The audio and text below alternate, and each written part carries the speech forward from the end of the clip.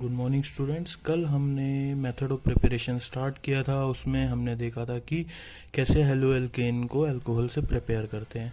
तो आज हम उसी को ही कंटिन्यू करते हैं कि कैसे, अब सेकंड मेथड है, देखेंगे कि हाइड्रोकार्बन से कैसे हम हेलो एल्केन्स को प्रिपेयर कर सकते हैं। अब आपको पता है कि हाइड्रोकार्बन्स में भी एल्केन्स, एल्कीन्स और अल्काइंस होते हैं। तो हम इनसे ही क्या प्रिपेयर करेंगे, हेलो एल्केन को। अब वो डिपेंड करता है कि आप हेलोजन ग्रुप कौन सा लगा रहे हो। क्लोरीन लगा रहे हो तो हम बोल देंगे कि हम यहाँ पे क्या कर रहे हैं, क्लोरीनेशन कर रहे हैं किसकी, एल्केन की।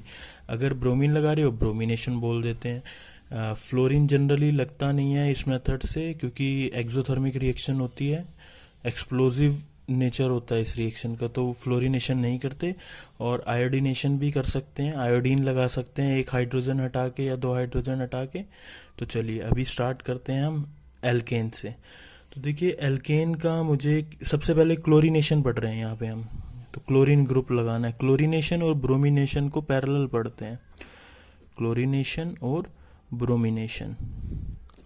तो देखिए ये मैंने एक एल्केन लिया है, क्या है ये, प्रोपेन। ओके, 3 कार्बन का है ना और सिंगल बॉन्ड है तो इसको प्रोपेन बोलते हैं। प्रोपेन लिया है मैं, इसमें क्या करूं, मैं क्लोरीन Cl2 और यूवी लाइट की प्रेजेंस में ये रिएक्शन करवाता हूँ तो मुझे ये ऑब्टेन होता है। एक तो बनता है इस तरह का, इसको क्या बोलते हैं, नॉर्मल प्रोपाइल क्लोराइड, क्लोरोप्रोपेन ही तो है ये। और यहाँ पे ये क्या बना है, 2 क्लोरोप्रोपेन।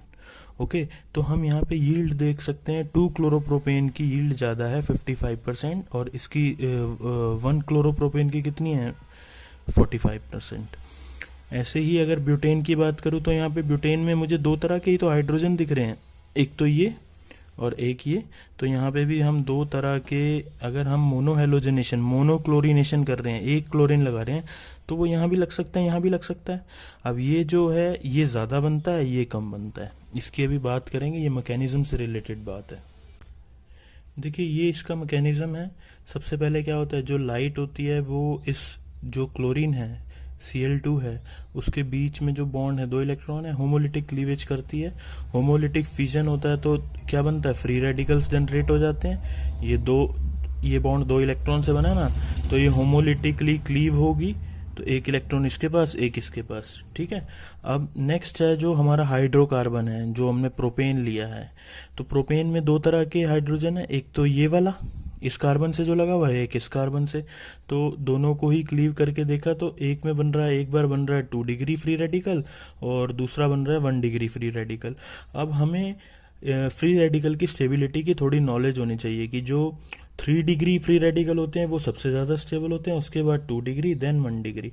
इसलिए इस रेडिकल से बनने वाला प्रोडक्ट जो है वो ज़्यादा बनता है, देखा था ना 55%। ओके, तो अगर हमारे पास 3 डिग्री हाइड्रोजन है और 2 डिग्री हाइड्रोजन है, 1 डिग्री है, तो सबसे इजीली हेलोजनेशन, क्लोरीनेशन और ब्रोमिनेशन कहाँ होगा, 3 डिग्री वाले हाइड्रोजन हटेगा और क्लोरीन लगेगा, फिर 2 डिग्री वाला, फिर 1 डिग्री वाला। तो ये रेशो होता है इसका 5:3, 3.8:1, ये क्लोरीनेशन का रेशो होता है और ये ब्रोमिनेशन का रेशो होता है। यानी कि ब्रोमिनेशन बहुत ज़्यादा सेलेक्टिव है। ओके, तो अगर मतलब किसी भी कंपाउंड में 3 डिग्री हाइड्रोजन है, जैसे यहाँ पे देखिए, ये यहाँ पे तो 2 डिग्री हाइड्रोजन और 1 डिग्री हाइड्रोजन ही था, ठीक है ना, तो 2 तरह के प्रोडक्ट बन गए। ऐसे ही 3 डिग्री हाइड्रोजन है तो वो ज़्यादा सेलेक्टिव हो जाएगा। ओके, अब देखिए ये जो मेथड है ना क्लोरीनेशन ब्रोमिनेशन का, ये इतना अच्छा मेथड नहीं है। वो अच्छा मेथड क्यों नहीं है, क्योंकि हमें यहाँ पे पॉली सब्सटीट्यूटेड प्रोडक्ट्स मिलने लग जाते हैं। पॉली सब्सटीट्यूटेड प्रोडक्ट्स क्या, जैसे ये देखिए ये ब्यूटेन है, ये तो दोनों प्रोडक्ट हमने बनाए थे, साथ में ये देखिए ये 2 क्लोरीन, ऐसे 3 क्लोरीन भी लग सकते हैं। ओके, तो ये देखिए अब एक बार तो एक हाइड्रोजन हटा था, एक क्लोरीन आया था, यहाँ भी एक क्लोरीन आया था, अब 2 हाइड्रोजन हट के 2 क्लोरीन आ सकते हैं। देख रहे हैं, इस तरह से बहुत सारे प्रोडक्ट बन जाते हैं। तो इनको सेपरेट करना, अब जो हमें चाहिए उसका अमाउंट ही कम मिल रहा है। अब जब अमाउंट कम मिल रहा है तो ये अच्छा मेथड थोड़ी ना हो जाएगा फिर हमारे लिए। ओके, तो ये मेथड इतना अच्छा नहीं है क्योंकि इसमें बहुत सारे प्रोडक्ट्स मिलते हैं, तो हर एक मिक्सचर ऑफ प्रोडक्ट्स मिल रहे हैं, तो उनको सेपरेट करना मुश्किल है। लेकिन कुछ केसेस में ये मेथड ठीक है काम कर जाता है। जैसे कि देखिए, अगर मुझे यहाँ पे मिथेन का यही क्लोरीनेशन करवाना है, तो देखिए जब मिथेन का क्लोरीनेशन करवाते हैं तो हमें ये 4 प्रोडक्ट्स मिल रहे हैं, देख रहे हैं, CH3Cl।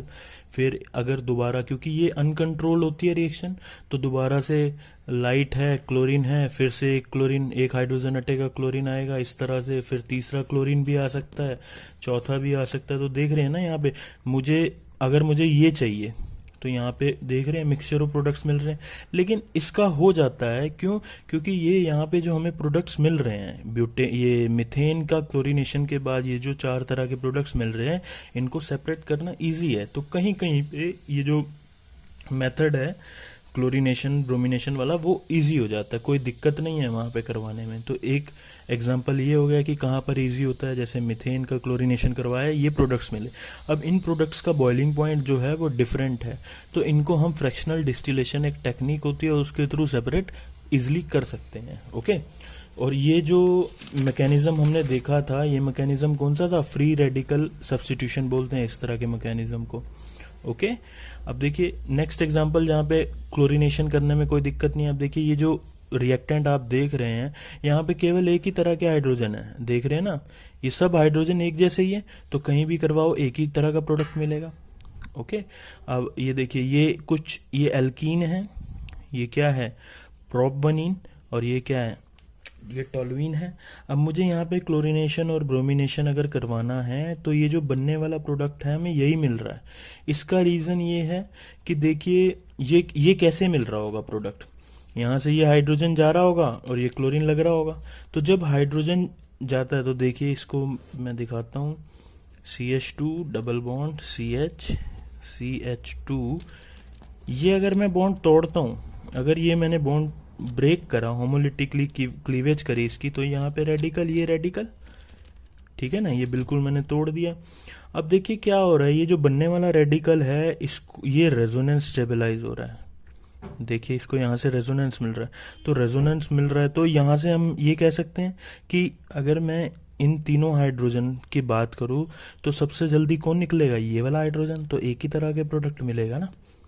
ओके, ऐसे ही सेम इसके लिए कि अगर जब ये रेडिकल बनता है यहाँ पे, अगर यहाँ से हाइड्रोजन जाता है, वैसे तो देखिए हाइड्रोजन और भी कार्बन पे है, लेकिन इस कार्बन का हाइड्रोजन जल्दी निकलेगा, क्योंकि निकलने के बाद ये बेंजाइल रेडिकल बनेगा। और हमें पता है बेंजाइल रेडिकल जो होता है वो बहुत स्टेबल होता है, जो स्टेबल बन रहा है, तो इससे बनने वाला प्रोडक्ट भी जल्दी बनेगा और ज़्यादा बनेगा।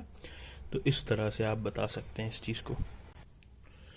देखिए नेक्स्ट है, अब क्लोरीनेशन ब्रोमिनेशन हमने पढ़ लिया, अब बात करते हैं फ्लोरीनेशन एल्केन्स की।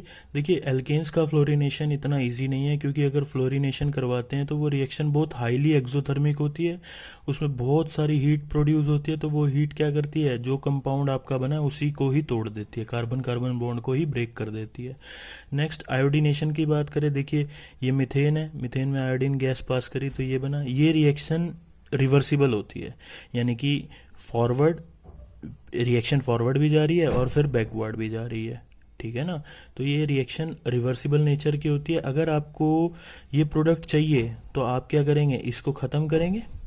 इसको ख़त्म करने के लिए आपने क्या डाला, ऑक्सीडाइजिंग एजेंट डाल दिया, क्योंकि लीड चैटरलियर प्रिंसिपल यही तो बोलता है कि अगर जिस डायरेक्शन में जो है अमाउंट कम हो रहा है किसी भी रिएक्टेंट या प्रोडक्ट का, तो हमारी रिएक्शन उसी डायरेक्शन में शिफ्ट हो जाती है। तो देखिए इसको ख़त्म करता है ये HiO3, तो जब इसको ख़त्म कर रहे हैं, यानी कि यहाँ पर इस जगह पर अमाउंट कम हो गया, तो हमारी रिएक्शन फॉरवर्ड शिफ्ट हो जाएगी। तो ये आपको ध्यान में रखना है कि आयोडीनेशन, जो अगर हम सिंपल आयोडीनेशन आयोडीन से करवाते हैं तो वो इतना अच्छा नहीं होता, क्योंकि उसमें HI बनता है, ये HI रिएक्शन को बैकवर्ड शिफ्ट कर देता है। तो अगर आपको रिएक्शन बढ़िया से करवानी है तो आप क्या करें, आयोडीन के साथ ये डाल दें HiO3, तो ये क्या हो जाएगी, हमारी रिएक्शन फॉरवर्ड शिफ्ट हो जाएगी। ओके।